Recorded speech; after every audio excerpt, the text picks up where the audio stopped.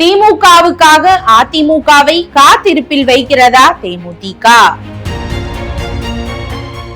எங்கள் கூட்டணிக்கு இன்னும் கூட சில கட்சிகள் வர இருக்கின்றன என சேலத்தில் இபிஎஸ்ஐ சந்தித்த பிறகு ஜி.கே. வாசன் பேட்டியளித்த அதே நேரத்தில் மதுரையில் தேமுதிக பொதுச் செயலாளர் பிரேமலதா விஜயகாந்தை எதிர்க்கட்சி துணைத் தலைவர் ஆர்.பி. உதயகுமார் மரியாதை நிமித்தமாக சந்தித்து பேசியது பல்வேறு யூகங்களை விதைத்து விட்டிருக்கிறது. தேமுதிக வாக்குச்சாவடி முகவர்கள் ஆலோசனை கூட்டத்துக்காக கடந்த 17ஆம் தேதி மதுரை வந்திருந்தார்.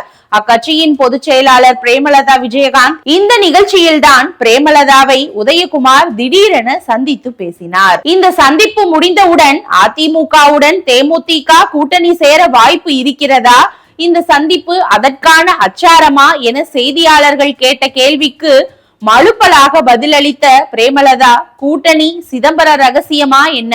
ரகசியம் என்பதே தேமுதிக வரலாற்றில் கிடையாது. தமிழகத்தில் உள்ள அனைத்து கட்சிகளுமே எங்களுக்கு தோழமை கட்சிகள் தான். அவர்கள் எல்லாருமே தேமுதிகவுடன் கூட்டணி வைக்க ஆர்வமாக இருக்கிறார்கள் என்றாலும் மாவட்ட செயலாளர்களையும் நிர்வாகிகளையும் அழைத்து பேசி மக்கள் மனநிலையையும் ஆராய்ந்து நாங்கள் நிச்சயம் நல்ல முடிவை எடுப்போம் என்று தெரிவித்தார். அப்போதும் விடாத செய்தியாளர்கள் திடீரென ஆர்.பி. உதயகுமார் உங்களை வந்து சந்தித்திருக்கிறாரே என்று கேட்டதற்கு, இவங்க கூட தான் கூட்டணி, அவங்க கூட தான் கூட்டணி என்று நாங்கள் இன்னமும் முடிவுக்கு வரவில்லை. எனது தாயின் மறைவுக்கு அனைத்து தலைவர்களும் வந்து இறுதி மரியாதை செலுத்தினார்கள்.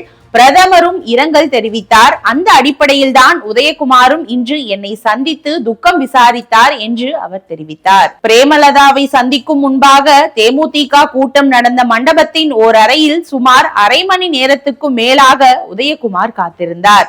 கட்சி கூட்டத்தை முடித்துவிட்டு வந்த அவரை சந்தித்த பிரேமலதா உதயகுமாரை உட்கார வைத்து கூட பேசாமல் நிற்க வைத்தே சுமார் 5 நிமிடங்கள் பேசிவிட்டு அவரை வழி அனுப்பியும் வைத்தார். பிரேமலதாவை மரியாதை நிமித்தமாக சந்திக்கும்படி இபிஎஸ் தன்னை அனுப்பி வைத்ததாக உதயகுமாரை செய்தியாளர்கள் சந்திப்பில் வெளிப்படையாக சொன்னார். இருந்தபோதும் இப்போதைக்கு யாருக்கும் பிடி கொடுத்து விட வேண்டாம் என முன்ஜாக்கிரதையுடன் உதயகுமாரை ஆகட்டும் பார்த்துக்கலாம் என்ற ரேஞ்சில் நிற்க வைத்தே பேசி அனுப்பியிருக்கிறார் பிரேமலதா.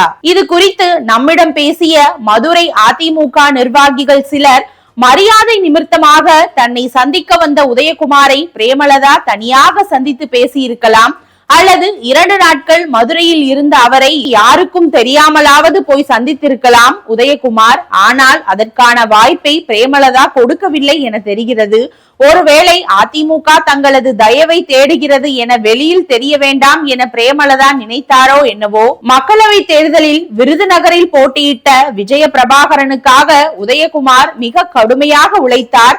அதனால்தான் அவரை பேச்சுவார்த்தைக்கு அனுப்பியிருக்கிறார் இபிஎஸ். ஆனால் பிரேமலதா திமுக சைடிலும் பேசிக் கொண்டிருப்பார் போலிருக்கிறது. அதனால்தான் உதயகுமாரை பட்டும் படாமல் பேசி அனுப்பியிருக்கிறார் என்றனர். தேமுதிக நிர்வாகிகளோ ஆலோசனை கூட்டம் நடந்து கொண்டிருக்கும் சமயத்தில் உதயகுமார் வந்துவிட்டார். அதனால் அவரை எங்கள் பொதுச் செயலாளர் கூட்டம் முடிந்து வந்து சந்தித்தார். இருவரும் அடுத்தடுத்த நிகழ்ச்சிகளுக்கு போக வேண்டி இருந்ததால் உட்கார்ந்து பேச நேரமில்லை, நின்று கொண்டே பேசினார் என்றார்கள்.